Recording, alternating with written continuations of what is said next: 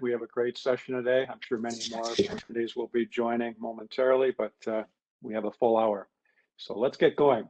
I'm Mark Ahlstrom. I'm Vice President of Renewable Energy Policy at NextEra Energy Resources and President of the Board of the Energy Systems Integration Group. I want to welcome you to our monthly webinar series here at ESIG and give you some background. For those of you not familiar with ESIG, we are a global member-based nonprofit organization providing objective information, resources, and networking opportunities in support of renewable energy and energy systems integration decisions. We do this through workshops, tutorials, webinars, blogs, working groups, and task force activities, and by producing technical resource materials and briefing materials for decision makers. ESIG also serves a leadership role in the Global Power System Transformation Consortium, often called GPST, whose mission is to bring together key actors from around the world to catalyze a rapid clean energy transition at unprecedented scope and scale. ESIG leads one of the 5 pillars that deals with the research agenda for the system operators. More information on GPST can be found at www.globalpst.org. ESIG is quite busy going into the summer. We've recently finished up our spring technical workshop, and we're kicking off our 2021 Meteorology and Market Design for Grid Services workshop next Tuesday at 4 p.m. Eastern Time with a great keynote from DOE's Gary Giernart speaking on weather and climate as components of energy planning, risk analysis, and decision-making for infrastructure investments and market design. So today's webinar is an excellent lead-in to the workshop starting next week. Our workshops and monthly webinars are free and open to everyone, so please learn more and register. You can find us on the web at esig.energy, and you can send an email to esig.energy to get on our monthly newsletter or follow our activities on LinkedIn, Facebook, and Twitter. Just a few logistics for today. First of all attendees will be muted for the webinar to avoid distractions. For the Q&A, we are using the Slido platform. So to ask questions, go to slido.com, and this is shown at the bottom of the screen here. Pull up another browser window, go to slido.com and enter ESIG26 as the event code. You'll see a thumbs up button next to the questions in Slido to allow you to cast votes to help prioritize the questions that we'll answer first. We plan to save about 20 minutes for Q&A at the end and then wrap up at the top of the hour. And yes, this session is being recorded, and we will email you the slides and the link to the recording as soon as they're posted. And if we can't get to all the questions, we will plan to distribute short responses to unanswered questions after the webinar too. So please don't be afraid to ask all your questions through Slido. So today we've got a great topic. It's market design for the clean electricity transition. And we are very pleased to have Dr. Karl Hausker from World Resources Institute, Dr. Karen Palmer from Resources for the Future, and Steve Corneli from Strategies for Clean Energy Innovation. We know that policymakers are examining whether current electricity market designs are well suited to support the efficient and rapid decarbonization of the power sector. Karl and Karen have been exploring concepts for organized long-term markets designed to operate parallel to today's short-term energy markets and intended to identify and support the financing and development of efficient, reliable mixes of clean resources. They'll tell us why such markets may be needed and describe 4 potential long-term market designs. And Steve will address one of the proposed approaches to long-term market design. Karl is a senior fellow at WRI's climate program. He leads the analysis and modeling of the clean energy transition, climate mitigation, electricity market design, and the social cost of carbon. He's worked for more than 3 decades in the field of climate change, energy, and the environment, and has led climate policy analysis and modeling projects for USAID, US EPA, the Regional Greenhouse Gas Initiative, the Western Climate Initiative, and the California Air Resources Board, among others. Karen is a senior fellow at Resources for the Future and an expert on the economics of the environmental, climate, and public utility regulation of the electric sector. Her work seeks to improve the design of environmental and technology regulations in the sector and the development of new institutions to help guide the ongoing transition of the electricity sector. To these ends, she explores climate policy design, analyzes efficient ways to promote use of renewable and other clean sources of electricity, investigates new market designs and new approaches to electricity pricing and regulatory reforms. And Steve has worked in the power sector since 1990 at the intersection of new technologies, new business models and ideas, and the key policymaking institutions of state and federal government with a focus on clean energy entrepreneurship in both the business and policy areas. He worked for 14 years for Energy, where he led the company's wholesale market design and development, government and regulatory affairs, climate policy, and broader policy and strategy practices. Prior to Energy, Steve was a regulatory specialist and utility consumer advocate at the Minnesota Attorney General's office, and he serves on the board now of the Climate Action Reserve, the Executive Leadership Council of the Smart Electric Power Alliance, RMI's ELAB Advisory Council, and he's also previously served on the board of the Solar Electric Power Alliance and has been a member of the operating committee at NERC. So let's dive in. Remember to use Slido at slido.com with the event code ESIG26 to ask your questions. And Karen, I'll turn it over to you to get us started. Well, thanks so much, Mark, for that introduction. And it's great to be here at ESIG, frequent attendee at these webinars, but it's nice to be able to share information from this work that we've been doing jointly with WRI and with Steve and others. I also, before I begin, want to acknowledge a couple of our co-authors, our colleagues, Catherine Cleary at RFF and Heidi Ratz, who was at WRI and is now with REBA, who helped with some of this work as well. So, oops, sorry, I'm getting ahead of myself. Yes, okay, so as Mark mentioned, what motivates our work here is the desire to help prepare for and facilitate deep decarbonization of the electricity sector, and specifically focused on the role that market design can play here. So we're pretty familiar with the current market designs. They kind of have their roots in a world where it's dominated by thermal plants, and they have a wide range of non-zero positive short-run marginal costs. So, the typical dispatch curve that we might see looks like the curve on the left there, where you've got increasing marginal costs, and depending upon where demand crosses that dispatch curve, that helps determine what the market price is going to be. And of course, there's rents available to folks that are lower down on the curve. Well, what the questions that we're asking is, can the current market designs that were produced to serve sort of that environment help produce reliable, affordable, decarbonized electricity in systems that have both low variable cost or near zero short-run marginal cost resources and variable resources as well. So that's depicted very simply in the graph on the right with the low marginal costs and situations perhaps where, depending on where demand is, you might have a very low price, and then in hours with very high demand, scarcity pricing would be driving the prices up. Because of the intermittency of some of these resources, you could also have situations where you have to do something to manage demand because there just isn't enough of the resources available to meet the demand curve. So we're looking at questions about whether or not current market designs can deliver in terms of providing investments for investment specifically in a market where there isn't a price on carbon, because while there are places where there are prices on carbon, that doesn't seem to be the predominant way that we're going to be setting about climate policies. And in fact, there are a number of other policies being adopted in states, and at the federal level, there are serious conversations going on as well. So we want market designs that can work well with the plethora of carbon policies that are being considered and adopted.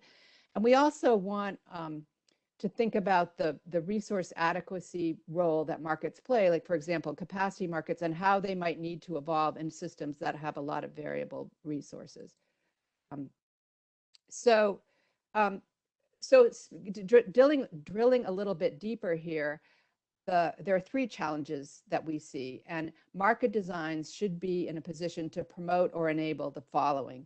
The first challenge is the scale and pace of the build out of new resources, new clean resources, wind, solar, storage, and demand side resources that needs to happen to meet our clean energy goals. And you could refer to a number of studies that have looked at net zero and deep decarbonization, and there's a lot of investment that has to happen, as well as continued operation of existing clean resources. We also need to have a market design that promotes innovation, because there are certain resources that could be available to help solve some problems, like advanced nuclear or fossil or bioenergy with carbon capture or advanced geothermal that aren't quite market ready yet. And so we need some incentives for innovations in these market design as well. And also it's really important, given the variability of resources that we're turning to find the best combinations of existing and new resources. So with complementarities are particularly important when more important here than they would be in a world with firm and dispatchable resources. And there needs to be, we know from these deep decarbonization studies that we need some firm energy to get us all the way to our deep decarbonization goals. So we need market designs that are going to compensate those firm energy to assure resource adequacy in all hours. And it's also important to find a way to decarbonize the electricity sector as inexpensively as possible, because when it comes to decarbonizing other sectors, electrification is likely to play an important role for both transportation and buildings. So keeping costs low will be paramount to making that happen as well. So when thinking about what future long-term market designs might look like, we want to keep in mind what the real world looks like, and in particular, what role sort of visible hand or administrative aspects play. And at the workshop that I'm going to tell you a little bit more about in a minute, that we had where we talked about motivation for long-term markets, one of the speakers was Paul Joskow, and he's written about this before, but some points that I want to bring to this audience from his presentation at our workshop are the following about this, the role of administrative aspects. So the first is that the investment today in electricity markets is largely driven by resource adequacy obligations and how those resources that deliver that are compensated. And it can be either handled by being delegated to the states or through centralized markets. But those have administrative aspects to how they're constructed. And also in Texas, there is an operating reserve demand curve, which is also administratively determined. In addition, in energy markets, we know that price caps play a role just about everywhere. And those price caps are often well below the value of lost load. And they will limit the ability of shortage pricing to reflect the true value of additional investment at any time. In addition, it's hard currently for demand side options to play a role because there's limited exposure of retail loads to these time varying prices. And with respect to advancing our clean energy goals, there are a lot of non-energy market mechanisms that are used to stimulate clean electricity investment. For example, there are tax incentives, there are state policies, renewable portfolio standards, or clean energy standards. And while there may be trading in the credits that come with that, there's various rules that apply to that. And also in some parts of the country, PURPA still plays a role in terms of determining investment in renewables. So there's a lot of administrative aspects in these current markets. But one way to think about this organized long-term market construct that we want to put in front of you today is distinguishing between a market that provides incentives and a structure for informing investment planning that happens in to meet the needs of the future, and the current markets that we have for operation of the system. So Joskow, in this presentation, divided this into competition for the market and competition in the market, where competition for the market could essentially be accomplished through long-term kind of capacity contracts. It could be technology specific or technology neutral, but essentially involving competition among various developers and folks to supply those long-term investments, but putting the competitive pressure on the capital expense side of things, which is increasingly an important side when there's very low operating costs. And then in the market, competition continues largely the way it does, with well-integrated liquid forward and day ahead markets, maybe with a more active role by the demand side in the future, but they would have they would continue to play the important role that they do today. And this long-term market could be run by an independent organization, or it could be that's centralized or implemented in some other way. But the important construct here is you have a planning side, competition for the market, and an operational side, which is competition in the types of markets that we currently have.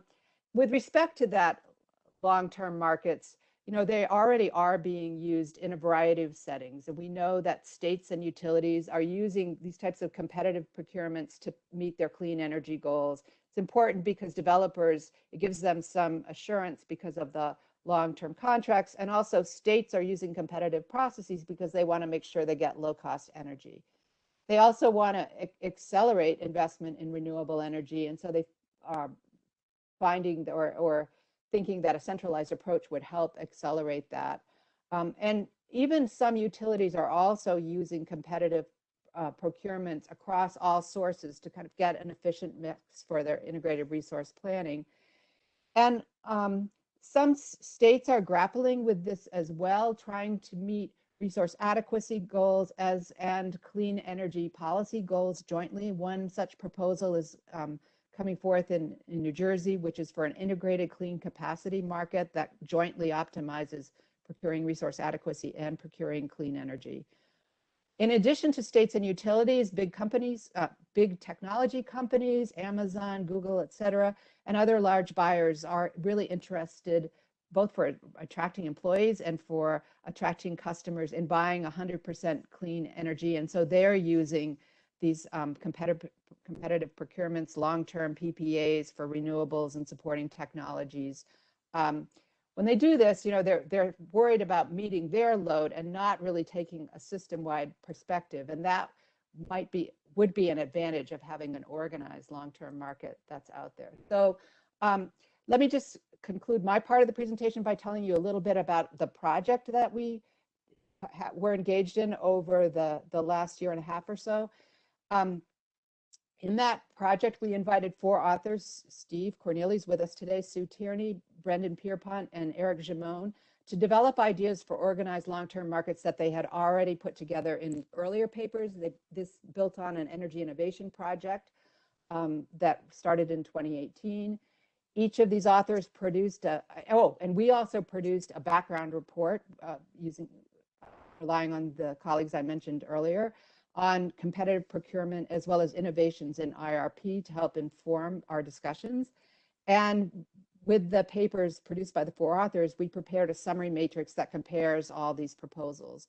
And then we had a workshop with really in-depth conversations about the proposals and various questions. And information about all the outputs from the workshop and actually the presentations are available on these links that are provided on this slide, as well as a workshop summary. So now I'm going to turn it over to my colleague Karl, who'll get into more of the details. Mm-hmm. Thanks, Karen, and thanks everyone for attending. I think I should emphasize that in the short time we have today, the best accomplishment we could come away with is to spark your interest in this topic, to read the papers on the website, the workshop proceedings, the diagnosis by Joskow and Schmalensee and others, and that Karen summarized, is very rich. And the 4 papers are 20 or 30 pages each. They're very rich, and the most we can do today is give you sort of a thumbnail and hopefully spark your interest in exploring this further. So let me first start with this. The starting points of all 4 of our authors is that the current energy markets, the real-time, day ahead, is a strength that we should build in, and all these concepts would put forth an organized long-term market that would operate parallel to our existing markets. Each author suggests options for a market host or administrator for this. They can't simply operate on their own. Each of these designs would allow partial or full self-supply by LSCs and would accommodate or even help achieve whatever state or federal climate and clean energy goals are in place. Also, all of them are seeking incremental additions to the system, not attempting sort of optimize once and for all through some kind of long-term market. So those are some shared starting points. And what I'll do next is just try to give you a very quick thumbnail on two key aspects of these four designs before summarizing three of them. First, in terms of the principal goal of the organized long-term market design, Pierpont and Gimone both have a principal goal of creating a long-term market that enables these huge financial flows needed in the coming days to invest in clean generation. And they focus on that pretty solely. The Tyranny and Corneli papers take on that goal, enabling the investment, but also incorporate explicit reliability goals, carbon constraints, and system optimization goals. So you'll see that difference in sort of the scope of what they're trying to accomplish. On the product that comes out of these four designs, Pierpont, Gimone, and Corneli all call for swap contracts in some form, exchanging as-bid project costs for real-time energy market revenues. You'll see there's some variation. Tyranny, on the other hand, builds on existing capacity market designs, proposes longer contracts for capacity, and adds new resource adequacy products tailored to the need for flexible generation and also addressing localized resource adequacy issues. In addition, of course, the system RA that we're all familiar with. So with those thumbnails, let me just turn very quickly to the Pierpont design. I've covered most of this. I'm going to, in the interest of time, I'm going to jump right to what does a bid look like from a project under the Pierpont design. He looks to projects to bid a contracted shape. Say this would be the contracted shape of a solar plant bidding in. The plant would bid a fixed price per megawatt hour for this contracted shape. But then if it got in the winner's circle, its actual production would be sold into the real-time market, and the project would earn, of course, real-time prices.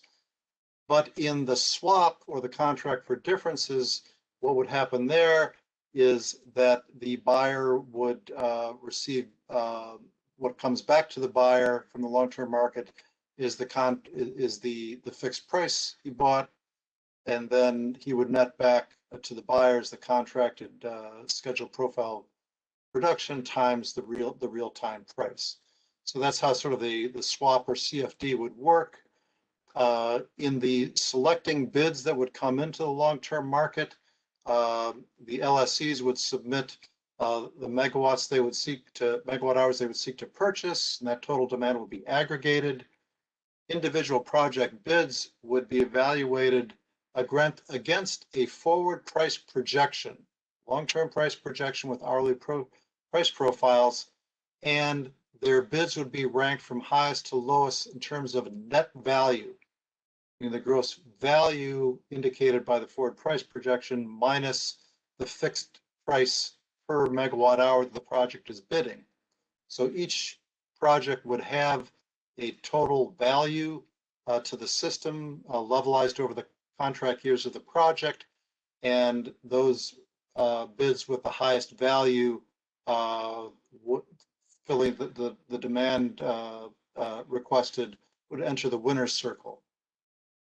And from there, as I described before, you'd have the financial flows of the two markets, pretty much as you might expect. The bottom half of this figure showing just the real-time prices and real-time energy delivered from the project to the short-term market and then being bought by the buyer LSE, and then the swap indicated in the upper part of the figure, where buyers are each paying a share of the fixed price contract payments that arose from the procurement, and that fixed price going in step 2 back to each project based on the contract shape, and then revenues going back in the swap in step 3 and 4 from the project to the market administrator, and then back to the buyers.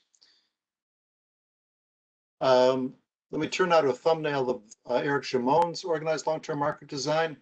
It's driven by, or the sort of the paradigm he puts forward or metaphor is an energy market cascade that moves from the bottom of this figure, the real-time markets we are all familiar with, where there's actual physical delivery of electricity going on, but then everything with a longer time frame is actually a derivative market.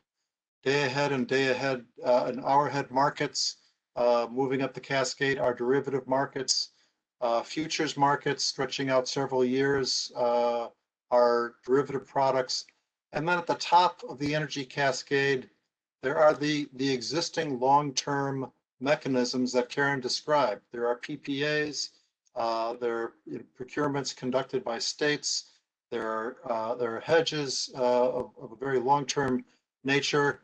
And Eric's proposal is focusing on making the top part of that cascade, the long-term transactions, to be thicker, more standardized, more transparent, and liquid. How would he do that? Or what a key feature of this is his market design. The administrator would not have responsibility for reliability, environmental constraints, and affordable retail rates, as I said. Instead, the market administrator of this, in this case, would solicit offers from sellers for standardized forward energy schedules, similar to the Pierpont design. They would design these schedules around buyers' interests and criteria: least costs, the good production shapes, low emissions. And the market administrator would assemble portfolios of offers coming in and select winning offers through an optimization process using a combined capacity expansion and production cost model. And winning bids would be issued standardized long-term contracts, but that buyers can easily sell and trade. Key thing here for Eric's design is to create these standardized projects that are diverse enough to address different buyer needs, yet are limited in the total number of these standardized contracts so that sufficient trading volumes exist and they provide real value to both buyers and sellers. So the key here is to aggregate buyers' interests and demands and price points, and create an aggregated demand curve to which to then fill with offers. Turning to the Tyranny design, as I said, this builds on existing concepts for capacity markets. Of course, current designs define resource adequacy in terms of meeting a system peak load, but we know that's going to change as we get more complicated, as more variable sources are added to the mix. So this market design would define and create three types of RA products: the traditional system RA, reflecting the amounts of capacity capabilities to meet peak load and other state attribute requirements. Then a flexible resource adequacy product that reflects the amounts of capability to provide ramping and other flexibility balancing services that will become increasingly important as the share of renewables increases.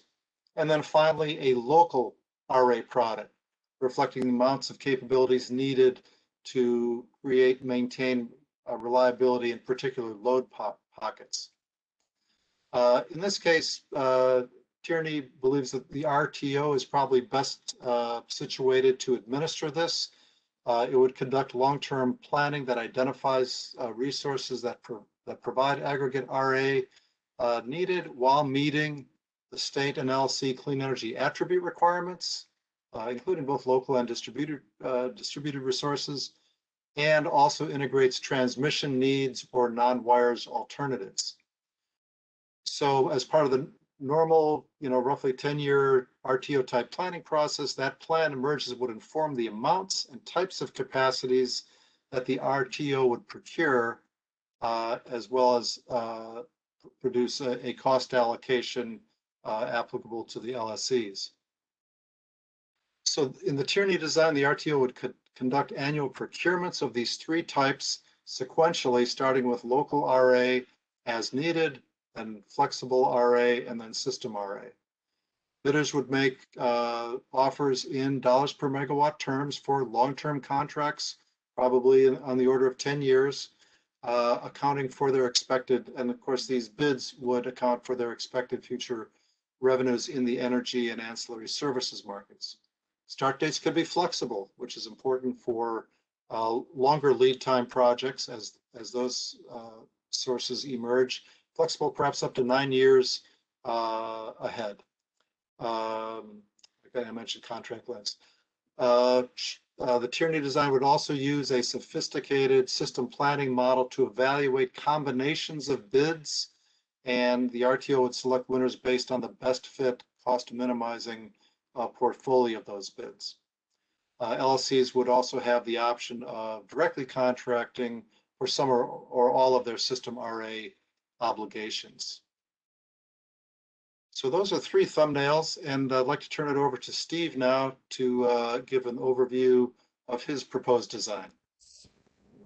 Great, thanks, Karl, and good to be with everybody here. And thanks to ESIG for all these stimulating and interesting sessions that they hold. Building on a couple of the ideas that went before, the thing that basically inspired my concept was looking at the fact that there's so much insight to be gained from the new variety of capacity expansion models that are being used by E3, Evolved Energy, Vibrant Clean Energy, Gen X at MIT and Princeton, that basically answer the questions: what would these systems actually look like, the components of them, if we want a deep decarbonization at least cost while keeping the lights on or balancing supply and demand and keeping the frequency in its very narrow required bandwidth in all hours, no matter what happens with sunshine and wind and demand. So these models, I've come up with this term for them, PRISM, because they're precise in terms of their renewable inputs, and they are system expansion models. And they typically have, different layers or modes of them that can analyze different aspects of the system expansion problem. The key thing is they have massive amounts of highly granular data on historical wind and solar production on, say, a 3-kilometer grid of an entire continent. So it can answer the question: what's the flattest load shape we can get out of, or the most correlated profile shape we can get most correlated with load shape out of renewables, and what's the least cost way of filling in all the holes? Here you can see the results of a recent one of these studies done by E3's model for decarbonizing New England, looking at the average hourly generation by week here. And you can see immediately that there's a big challenge in the winter in New England because there's not as much wind and sunshine when there's the maximum level of electricity demand for heating. And if we look further at this model, to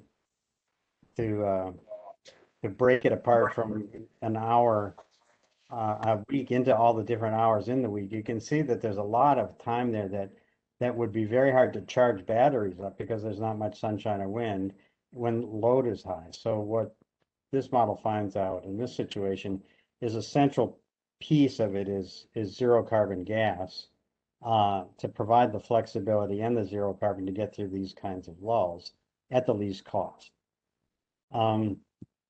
And this is a complex problem that, in my view, would be very hard for today's energy markets to solve or to help investors solve based on simple real-time price signals, because we'll get into that into a minute.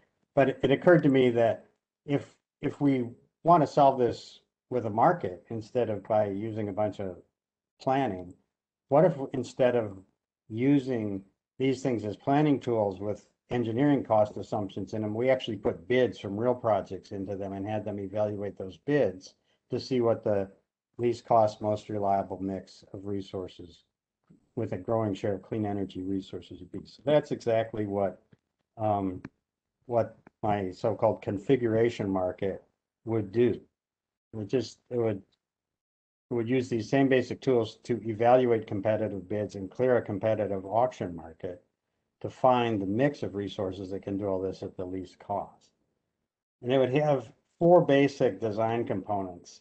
It fits clearly in the centralized category that Paul Jasko mentioned in Karen's slides, where there'd be a central entity running a procurement auction every 3 years just to get the incremental resources needed to meet the optimization machine's objectives. And those objectives that lead to the selection of the winner are for the system to have GHG emissions, CO2 emissions, basically, within an ever declining annual carbon budget. It goes down at a preset level consistent with climate science. Ensure that the system can balance generation with load every 5 minutes and do all that at the lowest cost. So the resources that can solve those three problems in this set of algorithms are the ones that would clear the auction, their bids would clear the auction, and they would get contracted swaps where the long-term market would pay them their as-bid revenue needs, and they would pay back to load on the other side of the market all their energy and ancillary service revenues. And there'd be performance adjustments in those swaps so that if they weren't available when they could be, or they didn't perform as efficiently as they're asked to by the real-time market that they also bid into, they would get penalized. So there was strong incentive to perform. And the idea of all this is to ensure the development of an efficient least cost mix, not an inefficient most cost mix, not too much wind and too much solar, so we have to build too many batteries to make up for it, but actually the lowest cost mix that will be reliable and that will predictably reduce CO2 emissions consistent with, the urgency that climate science tells us this has to be done. It would also provide the revenue sufficiency needed for all those competitive resources to go and get debt financing. And there'd be a very large number of them every 3 years needed to meet these declining budgets. And there'd be all different types of resources. So they wouldn't necessarily all be able to get paid on a per megawatt basis. And they might have to run, be in reserve status during high price hours. So they wouldn't necessarily get paid in the energy or ancillary service markets either. Also, it's designed with features to support innovation and the rapid deployment of new technologies, not just existing clean technologies, and designed to coexist with and support the efficiency of the LMP market. Let me just finish by talking about how that relationship with the LMP market would work and why this really is a competitive market. The way I think about this is like Moneyball, the movie or the book. So before Brad Pitt came in and Bobby Bean, I guess was the real guy's name, figured out how to use statistics to find the best players to hire. The coaches were all hiring them based on their looks or their leg or their arm or something. And the Brad Pitt character proved that you could use big data and complex algorithms to get a much lower cost team that would score a lot more often and win more games. So that's exactly what the configuration market does. It uses big data to find the best power project players that can work together as a team to deliver reliability and decarbonization at low cost. The LMP market is like the coach who says, okay, now that you're on the team and we got a real deal on a great player, now you have to be at this point in time, not that point in time. You have to play this position, not that position. And oh, by the way, you better do really well or you won't stay on the team. So that's the relationship between the LMP market and the configuration market in my proposal. And that's why, in my view, this is nothing like the central planning that these models are usually used for, but it's every bit as competitive as the Oakland A's were when they adopted sabermetrics and started, going from worst to first at the lowest cost in the world of baseball. So that's how I would invite you to think about this, the relationship between these two markets in my proposal. And I'll stop there and look forward to your question. Great, thank you so much, everybody. Remember to use Slido for your questions and to vote on the questions you want to have addressed first there. Wow, where to start? If you haven't been deep into market design, you might not know just how controversial and exciting this field is right now. There's certainly a lot of people with different opinions on it.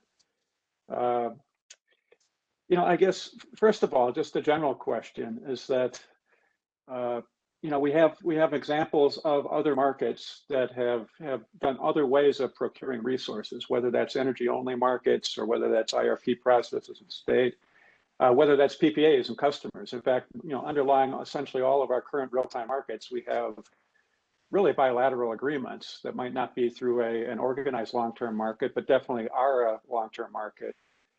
I mean, what is changing, or why do you think in general there's a big need for an organized long-term market as opposed to a continuation of the way things have been going?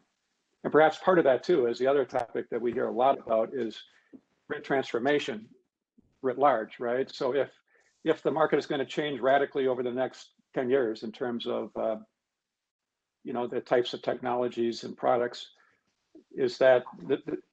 does that actually encourage what you're trying to do with this, or should we actually be kind of exploring our way through that to see what needs emerge from the population of people in the market itself? Mm-hmm. I'll take just a first cut at that, which is that I think one of the issues that Karen highlighted and that both Joskow and Schmalensee highlighted in our workshop is that our short-term energy prices are going to be driven lower and lower by the penetration of variable renewables with zero marginal cost, and periods of scarcity will be, and prices will become very volatile, and this is going to make it probably harder to attract finance to projects given those twin challenges. And of course, we see the unorganized long-term markets trying to deal with this as best they can. But the question is, can we get that massive build out of clean energy sources financed and get the right mix as short-term prices become lower and lower and very volatile?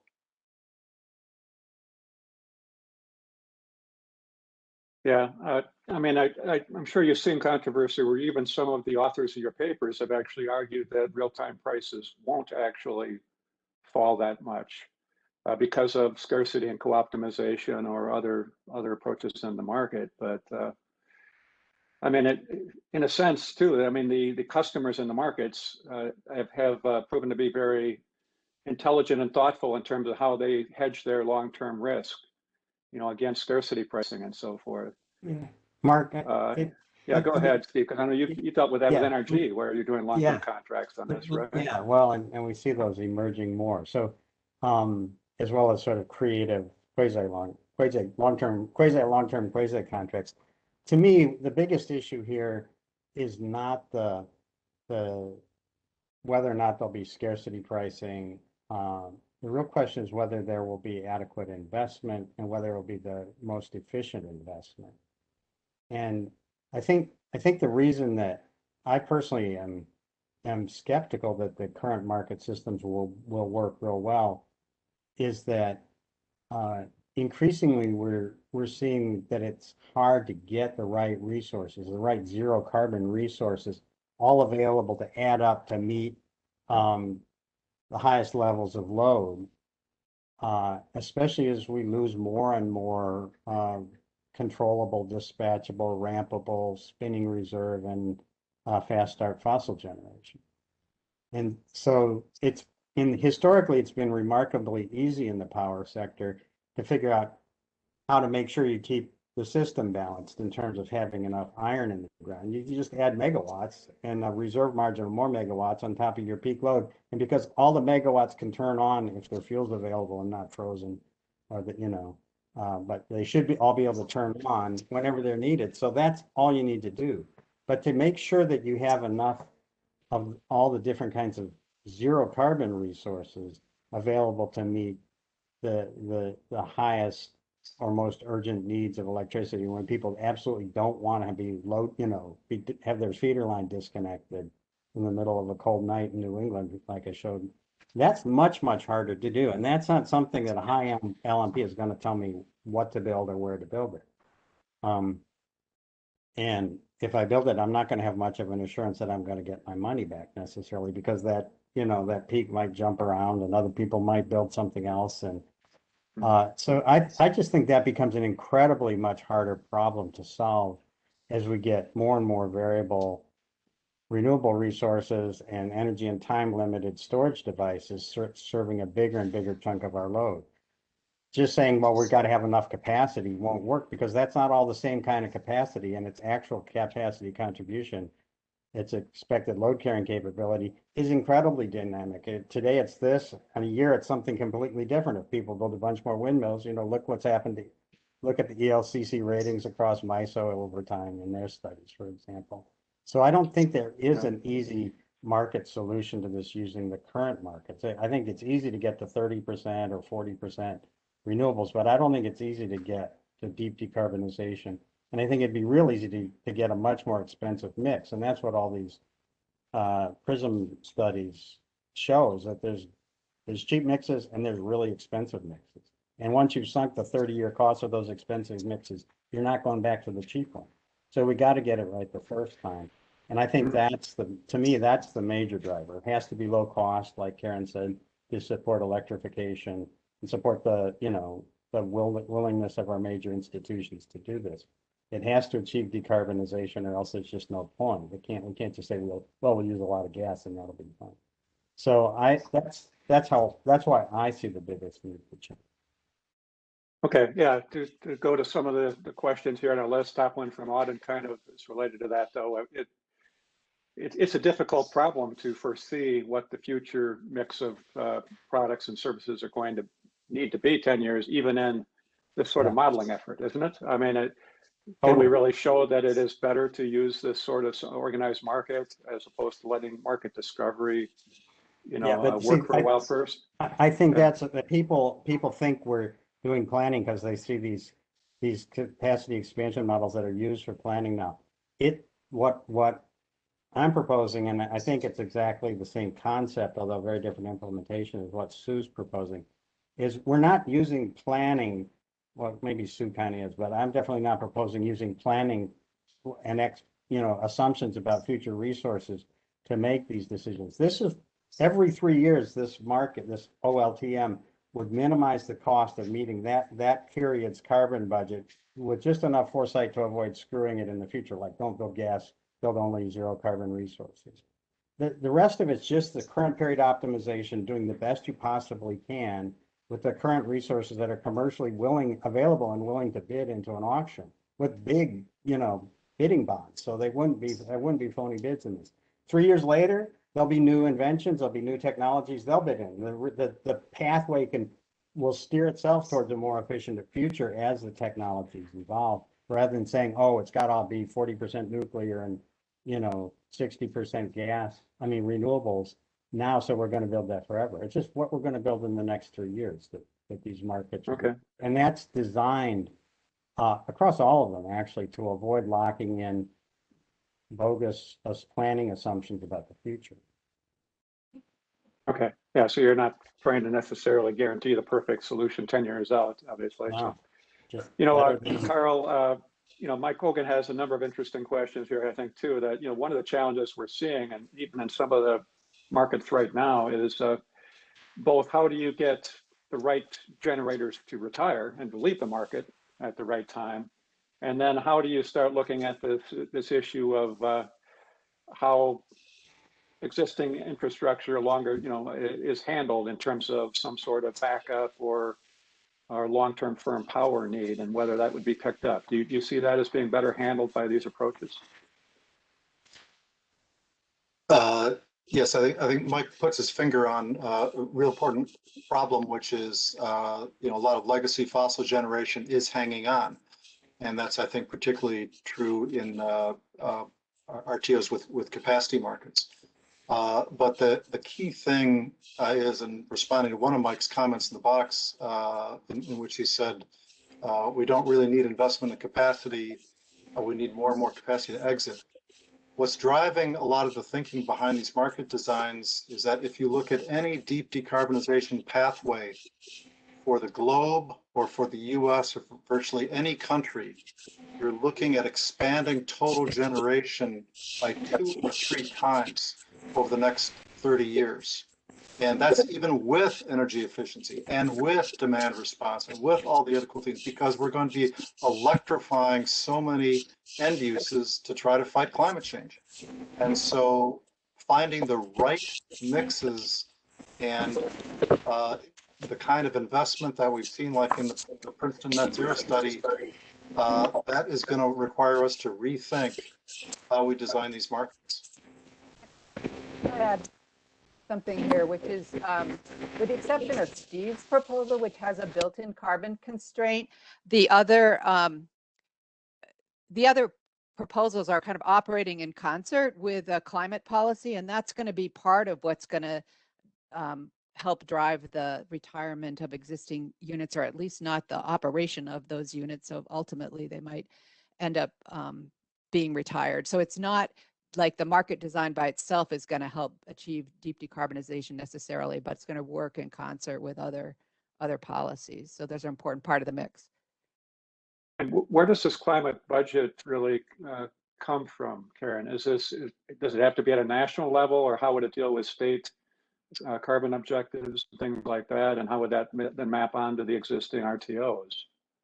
Well, I should let Steve talk about, I mean, he proposes one that just meets sort of the IPCC recommended goals, Yeah. right, Steve? Yeah. Yeah, so it's a great question, and a few years ago, I guess maybe like 8 years ago, it would have seemed completely bizarre to me, the idea that you could get an RTO tariff, for example, with a declining carbon budget built into it. But a few things have happened that have made me change my mind. One is, the vast majority of the major utility companies, power companies writ large in the US have adopted, 0 by 50 or similar kinds of, and 50% by 10 years from now kind of carbon reduction goals, because they're looking at the climate science and they realize this is existential for us and our customers, and we got to do this. So, how does an RTO tariff come about? It comes about because the members of the RTO agree on something and then send it off to FERC as a just and reasonable thing. The second thing, so that could be, I think, incredibly likely, at least in big chunks of the country, when you have so many utilities already committing to that and being frustrated that they can't get there.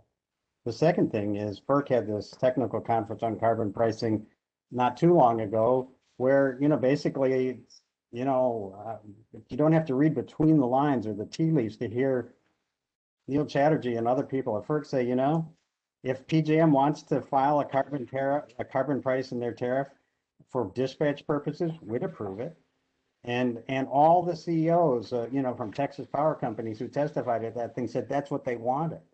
So I think it's not at all unrealistic to think that you could get IPC related carbon budget embedded in an RTO tariff, or the tariff that could be put together by a state committee to which FERC would delegate authority, as is provided in the Federal Power Act, for voluntary adoption, like on a regional basis. Like you could have it in the EIM context, for example, I think. And I don't think any of that's unrealistic. So I might be nuts, but I don't think it's unrealistic. Okay, thanks, Steve. Yeah, the next couple questions at the top here I kind of are related. I think Professor O'Malley talking about kind of the timing of with this transition of the resources and things. Do we kind of need to figure out how we're going to operate it and plan it before we put the market mechanism on top of it? And similarly, with renewable energy sources becoming so cost effective and being built, pretty much the only main thing is being built. How much change is needed in market design, or will the economics actually drive a lot of this, at least for the next few years, as we get smarter? So perhaps it's a question about timing, about when do you really start needing something like this, and when might we still be in the learning phase? Do you have any thoughts on that, anybody?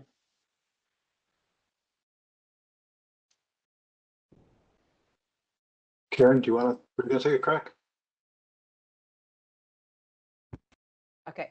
I mean, I think we think that we need to plan for the future. So it's not something that we need to implement tomorrow, although there are long-term constructs happening in various states and things, and who knows what's going to come out of the administration in terms of implementing a clean energy standard through reconciliation or something might lead to another long-term market if that happens. So so thinking about where we want to get in the long term may involve like trying to get those conversations going earlier so these institutions can converge. I think the coordination function that Steve stressed a lot across different resources is going to become more important over time as things get deeply decarbonized. Yeah, so that's what I'd say about timing. If I could just add one thing to that, I agree with Karen. I think a clear sort of canary in the coal mine problem that says we can't wait too long is, you know, it's supply and demand. You add more renewables or more clean resources of any kind to the market, the energy supply curve shifts to the right, the capacity supply curve, whether it's real or, you know, shows up in scarcity pricing, shifts to the right, prices go down until a bunch of resources retire, then you get some more entry. So that's how markets work, and that's how they should work, and that's how they will work when we push more and more clean energy resources into them by making smart investment decisions to solve a carbon budget or carbon constraint. The problem right now is the resources that are getting pushed to retire by these low prices for more and more renewable energy include nuclear plants. And without nuclear plants, the cost of achieving decarbonization goes sky high. And if you think a little longer term, look at Texas, where I have some familiarity with, you know, nuclear plant economics and operation problems. There's not enough megawatt hours on the lowest demand, the low side of the low duration curve to run the nuclear plants in Texas without curtailing wind right now. How much more wind is it? You know, what's the right level of curtailment of wind to leave enough room for those nuclear plants to operate? Wouldn't it be good if we could sort of figure that out and set market signals for that, optimizing across nuclear, existing nuclear, new renewables, storage, and new nuclear, small modular nuclear, or whatever comes along, before we kind of get the wrong mix and end up doing dumb things like retiring Diablo Canyon because don't have enough headroom for it and there's not enough margins in your money in that system to pay for the repairs it needs. So I think that's, if you want to believe that everything's just fine now, you just have to look at the pickle that nuclear, especially merchant nuclear, is in right now. And I think that's a clear sign that we need to get after this pretty quickly. You can't just fix the prices to solve the problem. Yeah. Can I just add to what Steve said again? When you look at the deep decarbonization pathways, whether again look at the IPCC, look at the IEA roadmap, look at the credible studies of the U.S., you still have a slab of nuclear, either steady or growing, providing clean, firm, and we probably also need to bring on clean, firm gas with CCS. How are those going to succeed under current market designs?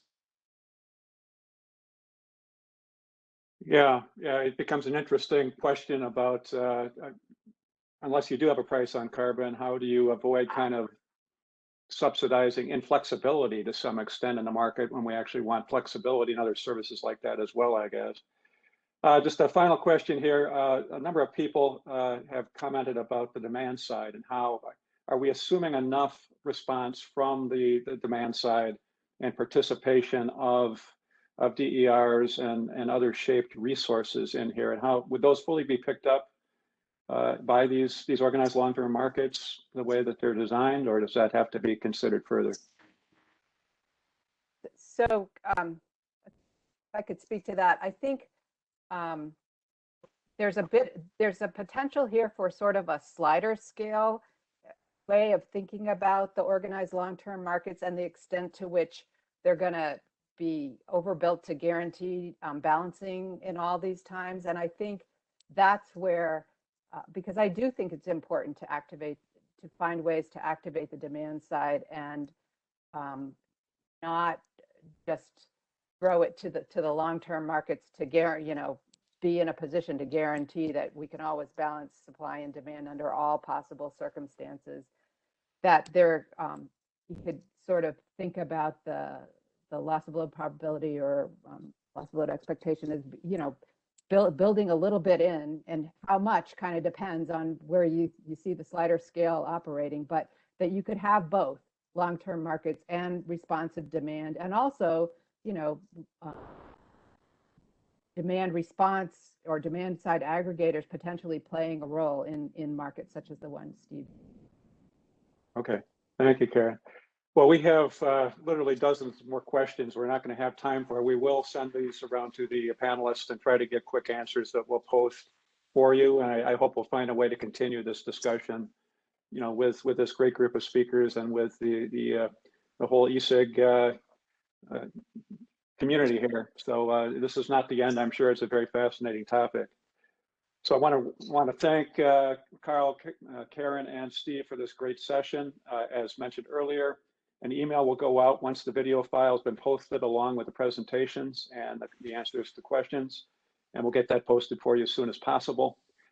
I also want to remind you that next week we start the 2021 Meteorology and Market Design for Grid Services workshop on Tuesday at 4 p.m. Eastern Time, with a great keynote from DOE's Gary Giernart speaking on the weather and climate components of energy planning, risk analysis, and decision-making for infrastructure investments and market design. There'll be more discussion about how we bring the weather into that in more detail next week as well. I want to assure you that will be interesting, thought-provoking. Please remember, all of our workshops and monthly webinars are free and open to everybody. So go to esig.energy to learn more and sign up. And if you aren't getting our newsletters, just pop an email to info@esig.energy to be added, and we'll keep you informed of all the free stuff that you can get involved with. All of our webinars and meetings can also be found at the esig.energy website and the events area, and check out the blogs from leading energy experts while you're there. So I want to thank everybody. We look forward to seeing you again in the near future. And please take care, stay safe, and thanks for your participation. See you soon.